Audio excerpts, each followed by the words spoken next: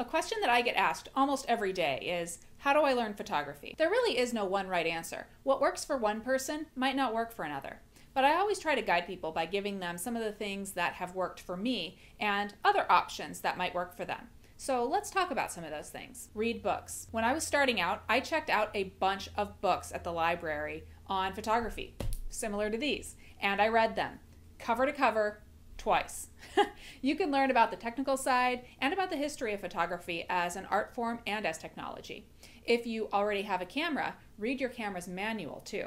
It's not exactly riveting material, but you'll learn so much about your camera that way. Every time I get a new camera, I read the manual, cover to cover, twice. I want to understand every button, dial, and menu item on that thing. Go to a museum. There are lots of photography museums out there, and your local art museum may have a photography gallery or special exhibit. Even looking at drawings, paintings, and sculpture can teach you something. You can see what others have done and start to identify what you like or don't like about certain works. Those things can be applied later in your own photography.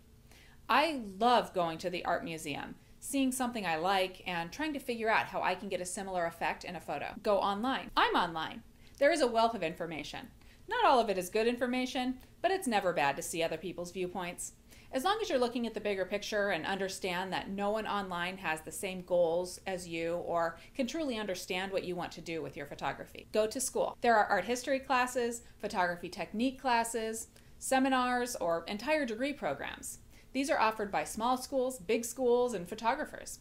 I pull from my art history background all the time in my photography. I'm always thinking back to what one professor or another told me about the way light was rendered or how to create a stable or unstable composition in a photo. Talk to a pro. If you're trying to become a professional photographer, you could shadow a pro, or really more than one.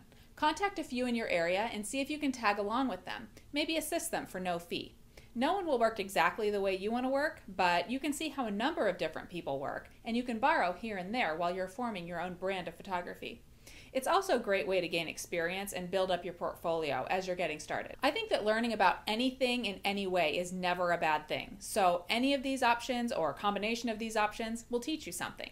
But here's what I suggest. Peruse some books from the library and do a little online research. Get to know the technical basics. Exposure, what DSLR stands for, and what makes it different from a point-and-shoot camera, stuff like that. And also take a look into the art history and technique side of photography. Start learning what you like to see in photos. Then, go out and take pictures. Lots of pictures. Take so many pictures that you don't know what to do with them all, and see what you think of them. What do you like and not like about them? You can always do some more research if something is giving you problems, but then shoot some more, because there really is no substitute for experience with your camera. You'll get to know your equipment and how to use it to get what you want. Now that I've said all of that, remember, there's never going to be a day when you wake up and think, well, gosh, I'm a photographer now. We're always learning and growing as artists. Don't get too hung up on the so-called right way of doing things or what other people are telling you, or even the word photographer. If you're creating images that you like, or even if you're creating images that you don't like, but you're working on it, you're a photographer.